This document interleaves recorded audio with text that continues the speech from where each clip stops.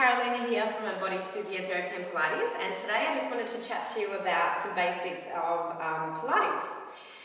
So Pilates is a fantastic form of exercise to help strengthen your whole body. It's known for strengthening the core, which is a very important element of the body in terms of looking after your back. But it's so much more than that. It really does allow you then to be able to play heaps of other sports or to do any other form of exercise in a really safe way. So it really is more of a philosophy, not just about the exercises. But in terms of the way that we teach Pilates here at Body, I wanted to go through over the next few weeks the principles of Pilates, or the principles of good movement. And so these are the principles that you would learn and practice in our group classes. So the first principle of Pilates is breathing. So breath is obviously underlies life. You obviously breathe to live. But in terms of exercise, obviously the way you're breathing and making sure you're breathing at the right time and appropriately is going to help you with your activity.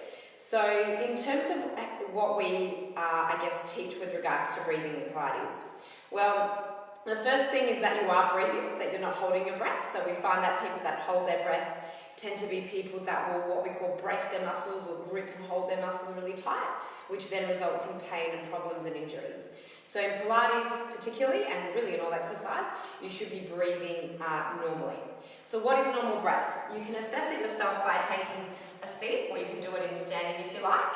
And you put one hand on your chest and the other on your belly, and you just take a nice normal breath in. And what you should feel is that there's a movement of your chest and there's a movement of your tummy. So our rib cage is a 3D structure. It should move front and back, and we have a diaphragm at the base of our ribs.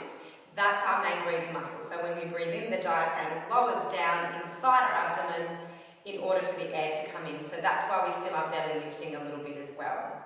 We also have ribs, obviously, that come out to the sides and the backs of the ribs. So I refer to these as like an accordion or the gills. So this is where you should also feel movement in your ribs. So you can get your hands around to your ribs like so. You want to take a big breath in and feel that they expand out to the side like an accordion or gills opening up on a fish. You can also hug yourself depending on your shoulders, and you should feel that when you breathe in, you feel that movement from the back and the sides of the ribs. So this is super important, that you have an equal amount of movement in your chest, in your tummy, and in the sides of the ribs. So just to show you a few basic ways that you can improve on your breathing and work with your breathing, you can use a band, and you can pop that band around the ribs, kind of like where, if you're a girl, your bra strap would go, or if you're a guy, like a heart rate monitor would go around the back. And you just want to feel that that's nice and sort of taut on your back there. And you want to take a breath into that and feel that the band actually expands. So that's just a nice way of making sure that you're taking that full breath in. And like I said, some people tend not to, or like I said, breathing into the belly is just as important. So some people tend not to breathe into their belly. So if you find an area, either your chest, your belly, or your ribs, that isn't moving as much as you breathe, you can just lie down, sit, and actually just focus on breathing into that area, because that's quite important. In Pilates though, there are certain positions we might ask you to breathe more specifically.